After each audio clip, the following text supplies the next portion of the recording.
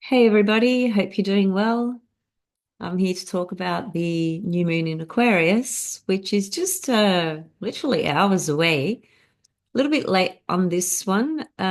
So hopefully you're able to still tune in and take away some things that I have to share that might be helpful. And before I do, um, I just want to say that the other day on the Saturday, I was gifted a ticket to an event by a really good friend of mine. And this month has been a really difficult month for me personally. And I know it has for lots of people around the world. Um, it was just a really painful month, that involved a family member having a heart problem, ending up in hospital. Lots of things were evoked from that for me, from a trauma type of perspective. Same hospital my father was in, all that sort of stuff. So it was really a really intense um, month where I was just experiencing a lot of pain. Um, and on Saturday night, when I went to, well, it was during the day actually, when I went to this event, to see this DJ that I absolutely adore. His name is Boris Brecher. Some of you might have heard of him. He's from Germany, a techno DJ, producer, and so forth. Anyway, I was just reminded of, the power of energy and the power of music, and how in that particular night or day, it started during the day, finished at night, I was in this euphoric state for so many hours, and I have been actually for the last 4 days since that event in such a joyful, euphoric state where I was something shifted inside me. It's like somebody switched on a light, some light came on, and I was just able to free myself from all the pain that I was feeling. I was able to just release it and let it go. And so I've been in this really just intoxicating, euphoric state for the last 4 days, and I haven't been able to come back down off it, not that I want to. But the reason I'm mentioning this is because sometimes, it can be the smallest thing, as it were, that can just shift your whole energetic field and vibration and perspective into a completely different direction, despite the difficulties and challenges and things that might be going on. And that's indeed what happened to me. And I really cannot justify it in just the words that I'm explaining to you. If you could be inside my heart and soul right now, you would understand just how powerful this experience was for me. And it just reminded me of my two great loves in terms of excluding my family and well, Coco, my cat, she is my family as well. Excluding people, my two greatest loves are the stars and music. And those two things always bring me to a place of joy, to a place of, um, no fear, no anxiety, no worry, just freedom, just total freedom. Um, so I'm really sitting in this energy right now as I speak to you through this recording as well. And the other reason I'm bringing this up is because Venus in Pisces, which is this is a really, quite a unique cycle with Venus at the moment. I'm having a Venus return right now as I speak to you. So for those of you who have Venus at around about 25 degrees or so of Pisces, would be having this same journey, this same experience. Usually when we have a Venus return, we have a Venus return on a particular day, right? It's a day thing, okay? Just like we have a solar return on our birthday, it's a day thing. But because Venus is going retrograde, this Venus return actually lasts for like a couple of months for me. And any of you have Venus at this particular degree. So it's quite a unique cycle. This whole Venus cycle for people who have Venus at the late degrees of Pisces are going to experience something quite unique because Venus is going to go retrograde at the beginning of March, and she's going to start her journey of doing her retrograde, which I'm going to come back and speak to separately, but I just want to bring this up quickly now. She's in shadow at the moment. So she's at the degrees right now where she will return again once she completes her whole retrograde journey. She'll form her conjunction to the sun in Aries. That will be the new birth of the Aries Venus star point. Then as she proceeds forward, she'll do this loop, okay? And she'll actually, if you're having a Venus return, here's the point. You're going to have three passages of this Venus return. So it's going to last for a couple of months. So it is very special. It is very unique. And obviously it's going to mean different things for different people. But for me, what it's brought up is the absolute bliss and joy and love of music and the frequency and the euphoric feeling that that brings up. And I needed that event to remind me just of that particular state and how you can reach into that, at different times and it can really free you up. As I said, I was literally down here somewhere because of everything that was going on. And because of how much I love this particular artist and this particular music, and the moon was in Sagittarius on that day, so it was right on my Jupiter, and my Jupiter is in Sag in the 11th house. So all I felt was that moon in Sag on my Jupiter. So it was just up, up, up, up, up, and up. And the up just would not stop. And it hasn't stopped for days. It's been the most amazing experience. And the other reason I bring this up is because Venus in Pisces has this really unusual uh, aspect to her. Well, at least this is what I have found. And if you have Venus in Pisces, please share in the comments. I'd love to know if you have felt this type of experience as well. Now, it can play out in a few different ways, but here's one example. Because Venus in Pisces is constantly in this blissful, intoxicated state, and she wants to stay there, she finds ways that take her to that state. And so for me, what takes me to that place is music, and it always has been literally since I was a child. That's my happy place, basically. And so sometimes with Venus in Pisces, because Pisces is connected to guilt, as is the opposite sign Virgo, there can be this guilt process that comes up of, it's like this ecstasy, bliss, and then pain and agony all mixed in the same package with Venus in Pisces. And there can be this kind of experience of, if I'm just constantly in this bliss state and just having a good time, and Virgo comes in, right? And it says, well, what about your work? What about your organizing this? What about you? So this guilt shit comes up, right? And then you're like torn between these worlds. And so what happened for me in this experience was it just woke me up out of this guilt state that I was carrying, where I just felt that I was so pressured by so many different things around me, people, situations, whatever, to do the Virgo thing in the way that everybody expects me to. And suddenly it was all just lifted away from, it was all just taken away from me. And I'm so fucking grateful for that experience, because now it has shifted something inside me where I feel so much pain has been released and so much guilt has been released. And that was all because of one event through music that I absolutely adore.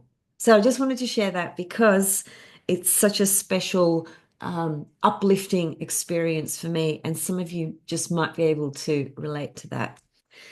Venus, who also, the other really interesting thing about Venus is that she's conjunct the North Node in Pisces. As we know, the nodes shifted into Virgo and Pisces just recently. Again, I'm going to come back and unpack this further, but just a little bit more about Venus, because I'm all about Venus at the moment. That's all I'm feeling. It's just so intoxicating. Um, she's conjunct the North Node, and she's conjunct Neptune in Pisces as well. So Neptune entered Pisces, I think it was around 2011.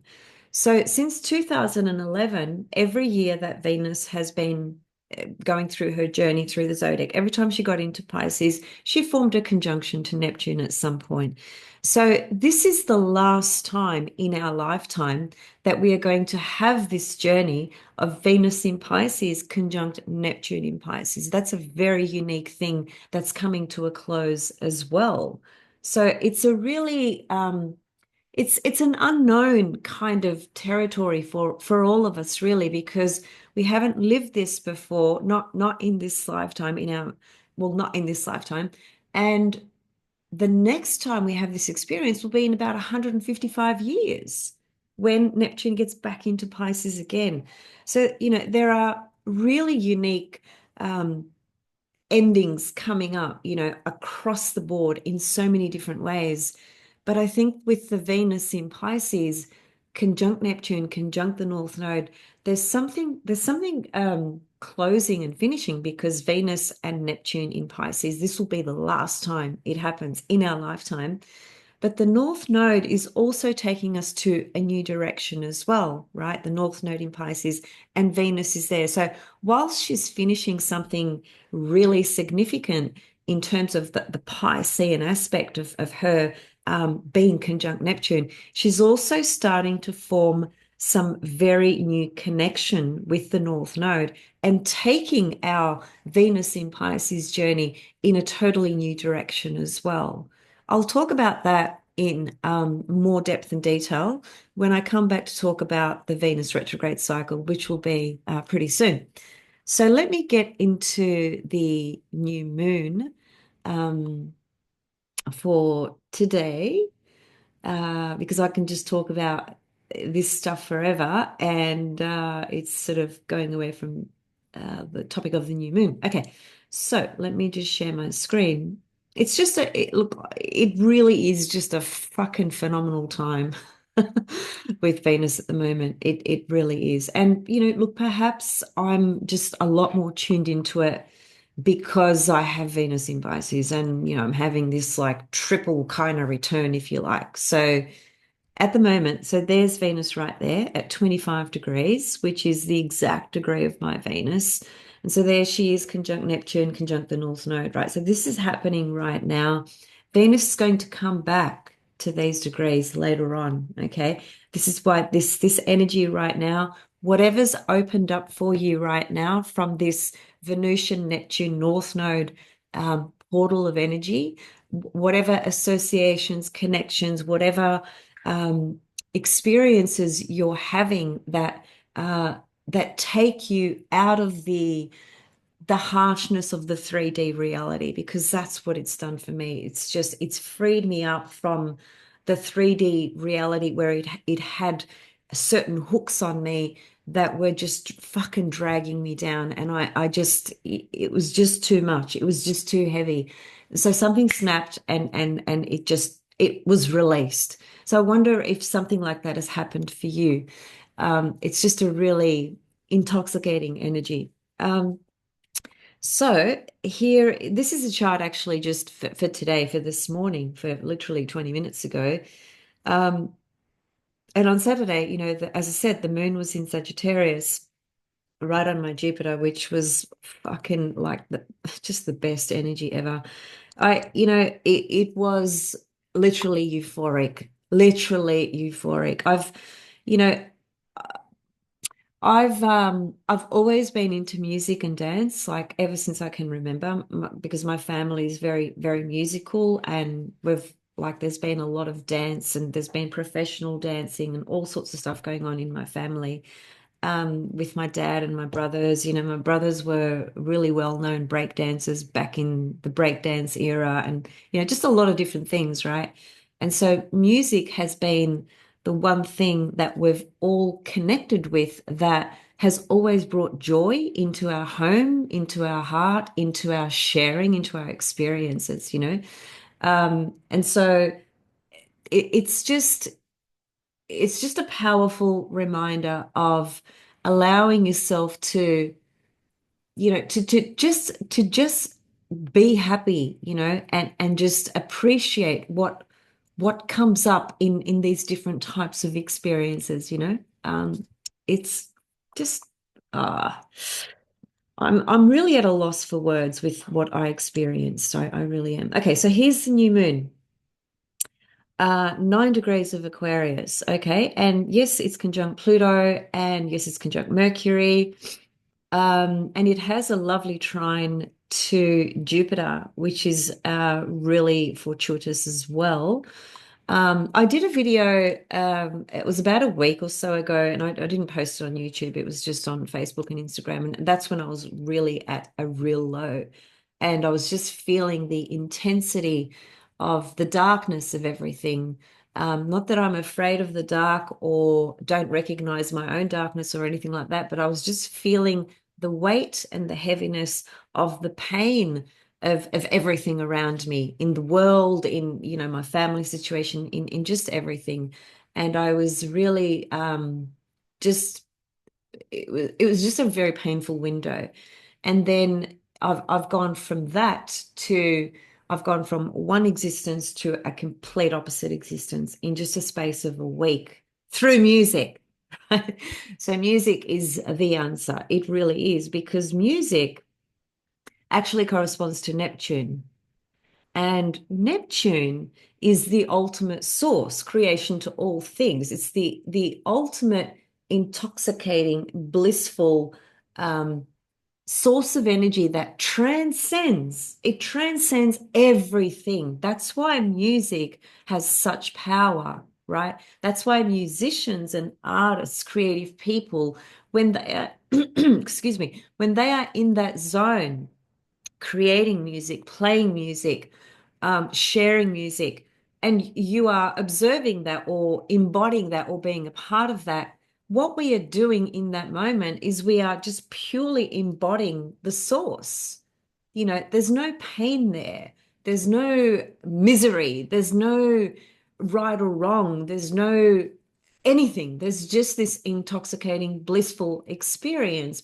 And that's why Neptune is so magical in its purest form, because it is the oneness of everything. It unites everything. It brings everything together as one, because in truth, everything is one.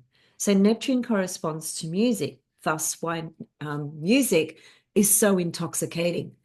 Now, different people like different styles. Doesn't matter. That's not the point. Music is music is music, and music is oneness. Music is euphoric. Music is the source. That's why it creates such joy without conditions, without judgments. When you go to um, a festival or something like that, a live gig, and you can see the energy, right? You can feel the energy. There's typically in those environments that no one cares about anything other than the music. And so it's like all these barriers and prejudices and boundaries and judgments and fears and anxieties and phobias and whatever the fuck, that's all gone. It's just all gone. So you're in that state of bliss. So why would you want to come off that? Okay, back to the new moon.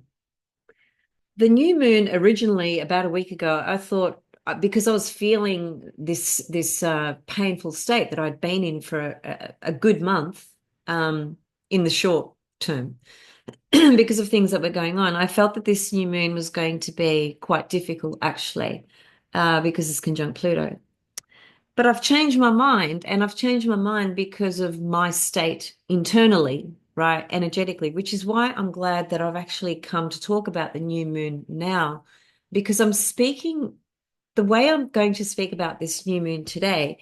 I'm not going to do the hype, consensus BS thing. I'm just going to do what I feel inside me. That's all, right?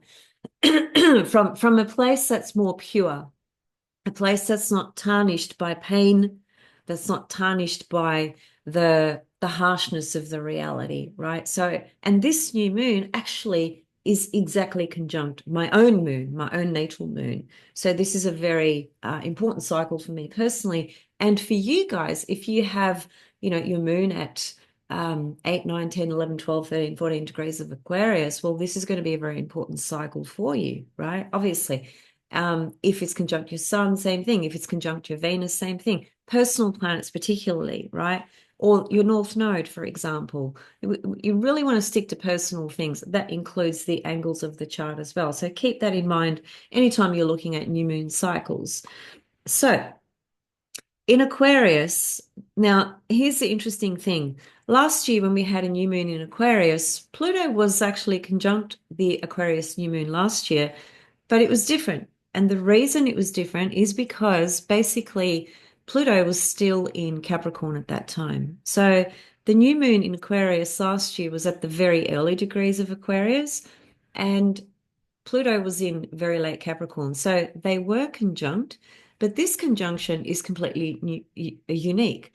It's a new moon in Aquarius conjunct Pluto.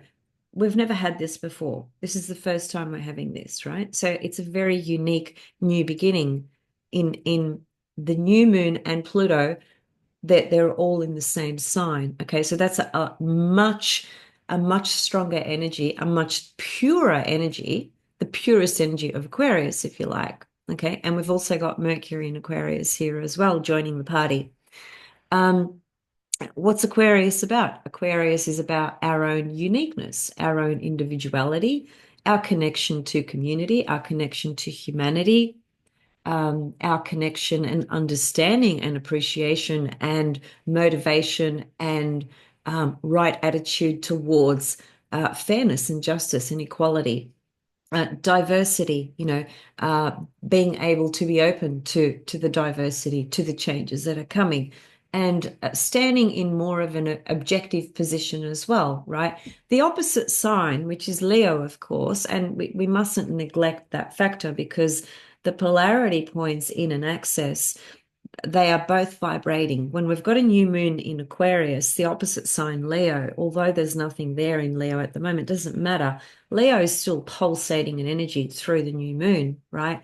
And so it brings in that quality of our heart center, right? Being really just really in touch with the truth of our heart and sharing that with our community, with our tribe, with humanity. We may find that with the conjunction to Pluto, that we are actually transforming the types of groups of people or the friendships that we have in our life might be transforming. There might be new people coming into our circle and certain people leaving our life, our circle. We've completed our karma, if you like. We've completed our evolution and our growth with certain communities or with certain groups or with certain friends. And so we are rebirthing this new journey, right? As we are stepping into Pluto in Aquarius for the next 20 years. This is the first new moon that lines up with Pluto in Aquarius, right? So this is quite an important new moon from that perspective in the bigger picture. This is like it's like a tiny little jewel in the weave, right? Weaving through the energy of this big picture of Pluto in Aquarius. So it's a very powerful new beginning. And of course, it also aligns with the Chinese New Year of the snake. And the snake, it's a bit of a tricky kind of there's some tricky aspects to the snake. But I'm not really going to talk about Chinese astrology. It's not my specialty, and I'm not going to make out it is. I have a pretty basic understanding of all the Chinese animals in Chinese astrology, sure, but I'm not here to talk about Chinese astrology. But I do want to acknowledge that that there is something that does come in when we have the Chinese New Year as well, and there's a new animal that's lighting up the energy. So this year it happens to be the snake. The snake is, look, it's got so much creative force about it, and I see it very much from an esoteric, occult, scorpionic type of level, because the snake is actually one of the totems for Scorpio as well, right? So it has that, transformative quality. It's very much about shedding old skin, isn't it, right? It's very much about leaving behind what we have completed. And how much is that totally amplified by having, Pluto there with this new moon as well. So there's a powerful transformative quality, with this new moon. And it's going to transform a lot of different things collectively and individually, whether we go with it or not, whether we resist it or whether we are aware of it or not. It's that energy is there. But the point to having some type of conscious awareness of the energies that are present is to bring our best self forward, as much as we can, and tune into that energy and work with it from an evolutionary perspective so that we can actually grow and evolve, basically. Um, I think the trine to Jupiter is very, very significant because a couple of days after this, Jupiter actually stations direct. It stations direct on the 10th degree of Gemini, which happens to be conjunct the fixed royal star Aldebaran. That's a pretty significant omen, and what that's going to mean, really, who knows? What we do know is that Aldebaran is a star of wealth, basically. So I think for certain people who have transiting Jupiter at quite a significant, I want to say, conjunct the sun, possibly the moon, but more so the sun, um, and or any of the angles, transiting Jupiter stationing direct at the 10th degree, conjunct the fixed star Aldebaran, that's got to be quite meaningful, quite significant, and it is quite fortuitous. It's the star of wealth. Now, I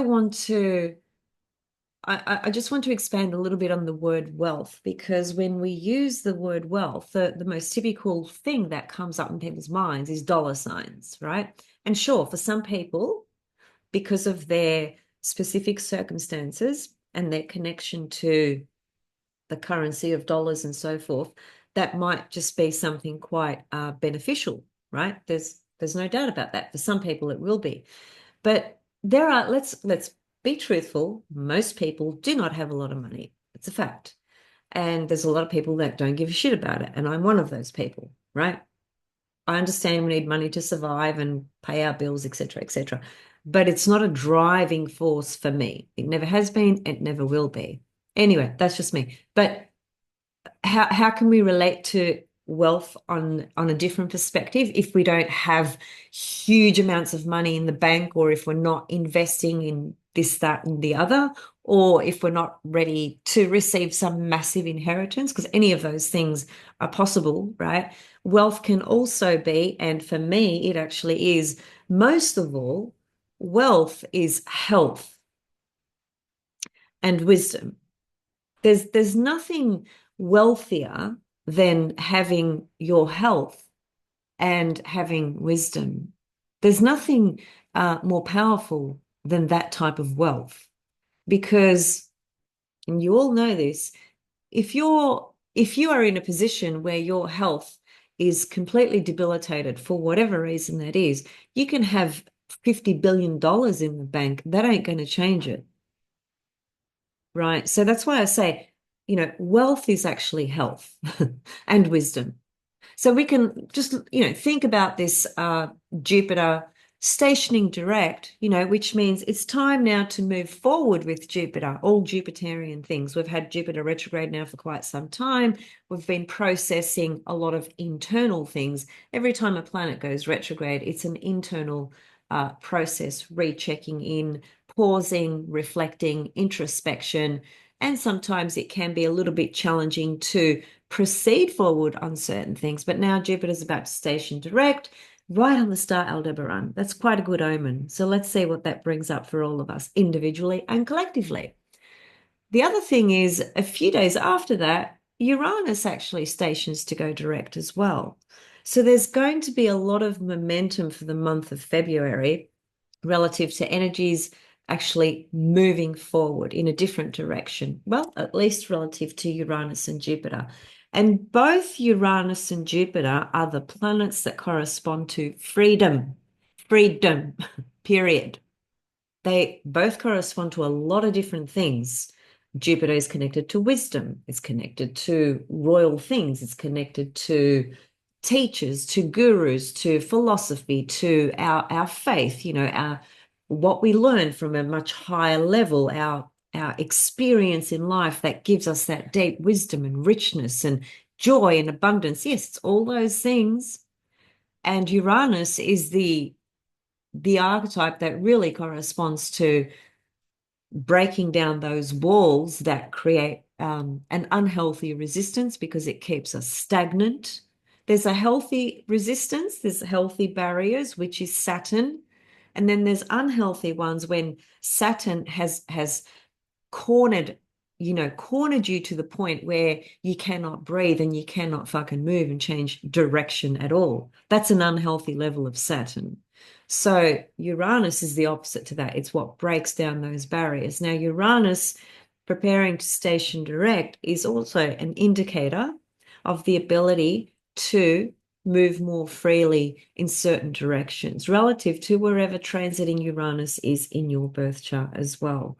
So the two planets of freedom that correspond to enormous wisdom and vision and creativity and opportunity and things like that, they are changing direction. They are going to be moving forward. Lots of things are going to open up in different ways for each of us, right? So that's in the mix just after the new moon. So it's part and parcel of this new moon cycle.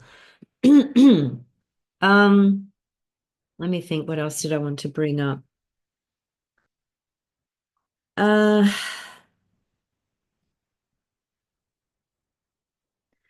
I do find it interesting that Vesta is square the new moon.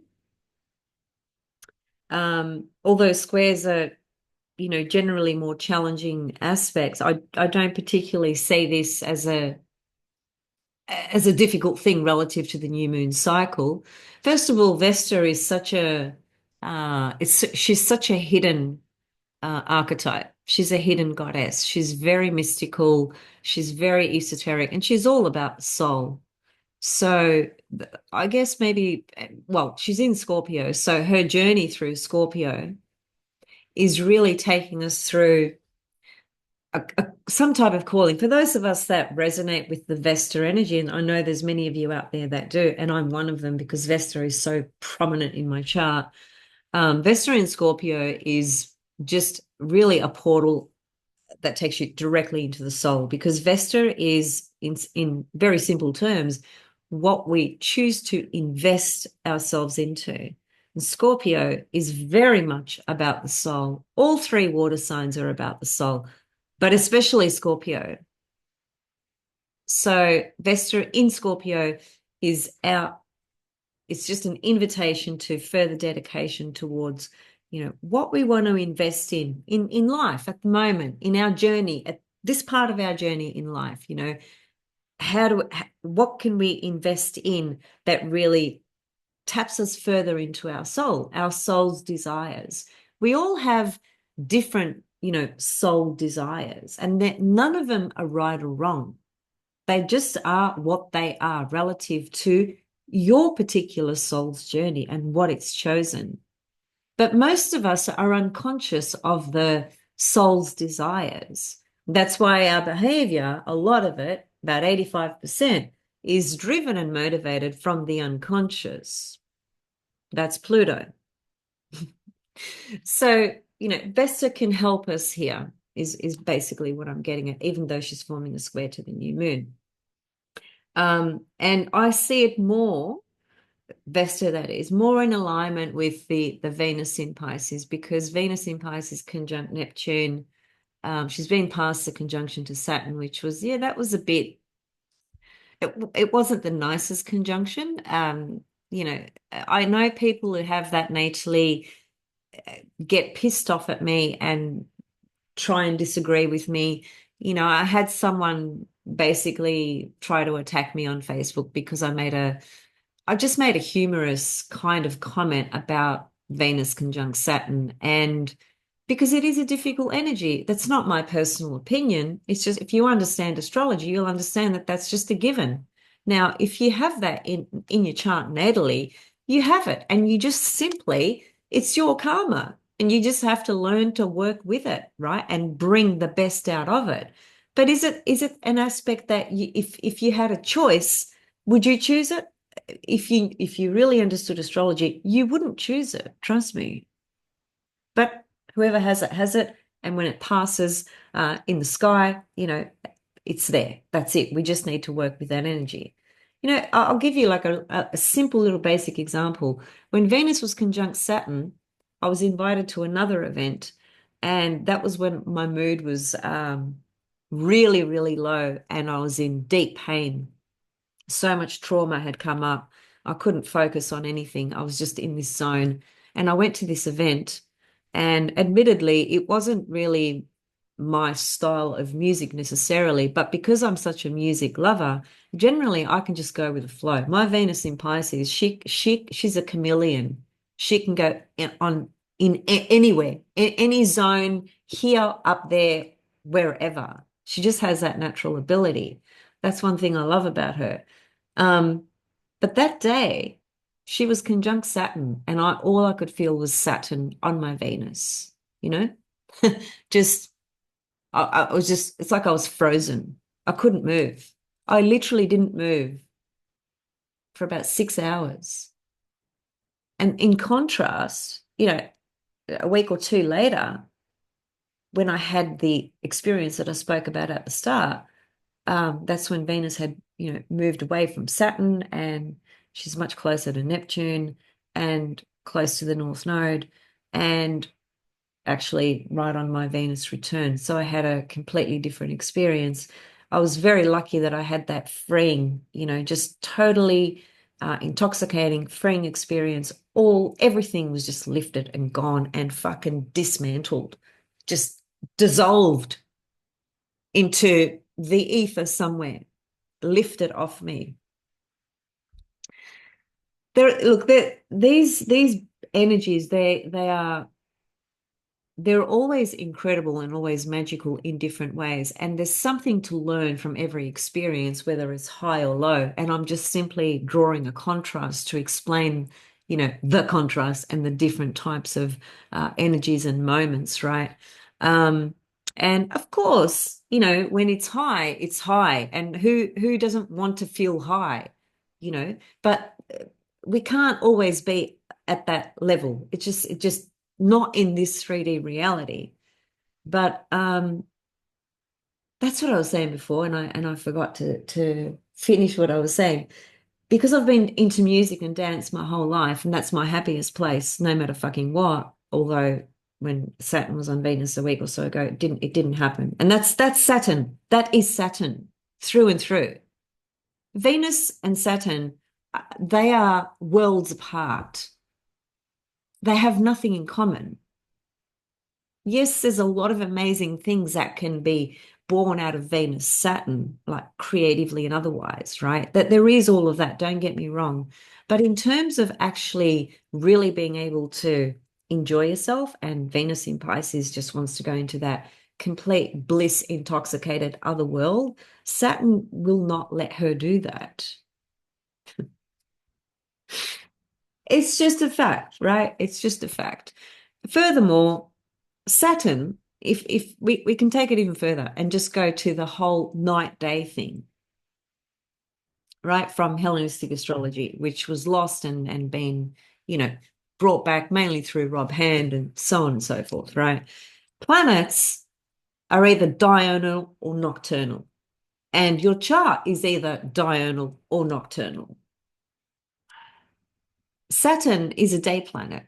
Venus is a nocturnal planet. They're just they're just worlds apart. It's as simple as that. They don't have anything in common. Okay, so this new moon vibe, this energy, um, just I reckon more than anything else, it's really about recognizing what what kind of community or group of people or friendships that you really want to move forward with in your life now, because we are starting totally new chapters in this reality we call life, right? Because of all the massive transitions that are happening, Pluto and Aquarius, Uranus is going to go into Gemini. There's going to be amazing aspects between, it's going to be a trine between Uranus to Pluto when it gets into Gemini. Neptune is going to be forming a sextile to Pluto and to Uranus. No, not to Uranus. Yes, and to Uranus. There's all these, and these are the outer planets, right? So the outer planets create bigger waves that last longer, and we don't necessarily see the impact to begin with, because outer planets move much slower. Even the aspects that they form, the energy lasts much longer. It's a different thing. We're not talking about the sun and the moon that, move a degree, or the sun moves a degree every day. The moon moves, what is it, about 12 degrees a day or something like that, right? So, we've got to always put these things into perspective. So new moon in Aquarius, conjunct Pluto, conjunct Mercury, trine Uranus, trine Jupiter in the year of the snake. This is all about wisdom, transformation, regrouping with who we want to continue to move forward with in our journey at this point in our life, right?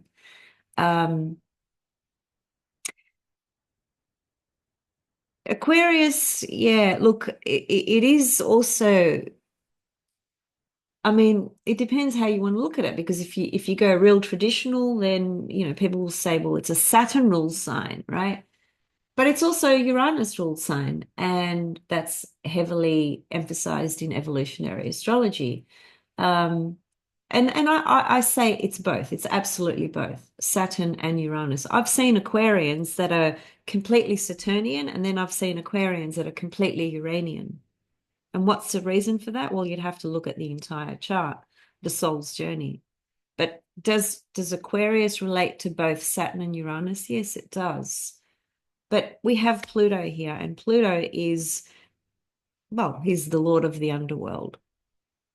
And so he's going to take us into a new depth, a new level of our own unconscious, and where and how that weaves in and connects with the collective, and in more personal terms, in terms of who's our tribe, who's our family, who are our friends, who do we want to be with, who do we want to share our heart with, Leo, and what are we ready to, just transform. And let's let the snake bring the wisdom through, because that's what the snake, ultimately, the snake is a symbol of wisdom. It's depends which doctrines or which teachings you look through. It has very different projections onto it, negative dark projections that might evoke fear. But once you transcend the indoctrinated BS and you go to the heart of the matter, the snake is all about wisdom. It's pretty good. It's pretty good. I think that's all I want to share for today. I do want to come back and speak to the Venus retrograde cycle. Actually, it's going to be quite interesting, because what's going to happen is Mercury is going to form a cazimi with the sun. Mercury is going to become invisible for a while.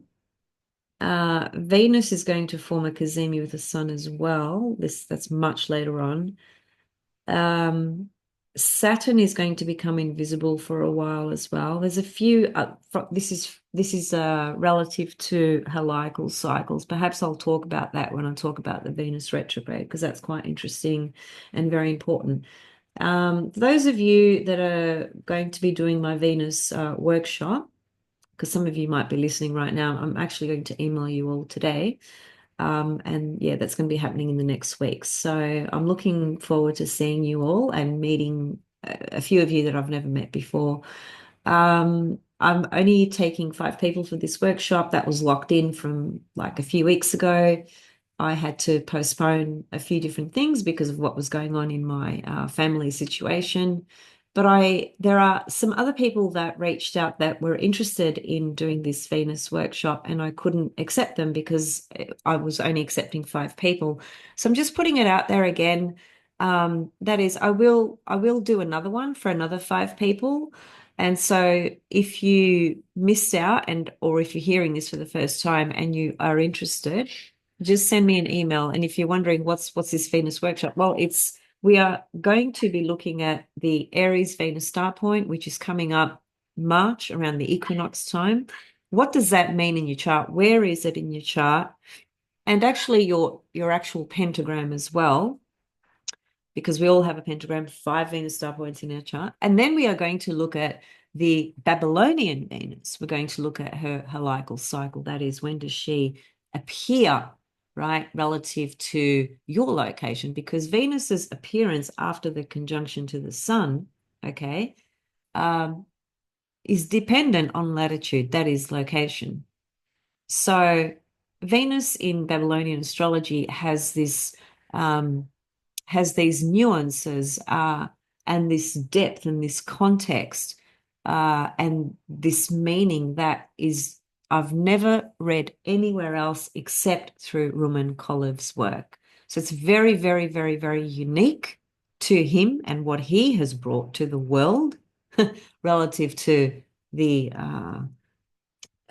ultimate divine goddess Inanna, Queen of Heaven, Venus, and seeing her and understanding her in your Babylonian chart is a very different thing to just looking at natal Venus in your birth chart and whatever house she's in, whatever sign she's in, whatever aspect she has. That is absolutely, hands down, so important, but so is looking at her and understanding her through the Babylonian lens, because that's where astrology was born. Okay, I'm out of here and I'll see you guys really, really soon. Sending you all so much love. I'm still pulsating this euphoric, uh, otherworldly feeling, and I just I'm so grateful to the goddess because it is the goddess who brought this gift to me. Venus rules gifts. Any gift you receive, that's a Venus experience. And it's no surprise to me that I had this gift around my Venus return. And Venus is exalted in Pisces. So, Venus's journey right now in her exalted position for the last time, joining with Neptune in Pisces, joining with the North Node, forming the Aries Venus star point, doing all these loops and going back into Pisces and coming back again. This is huge. This is a very unique cycle. So those of you that are going to be doing this workshop have picked a really unique experience to have, that you will have with me and anybody else who wants to join for another one down the track. See you all soon. So, so, so much love, and thanks for listening.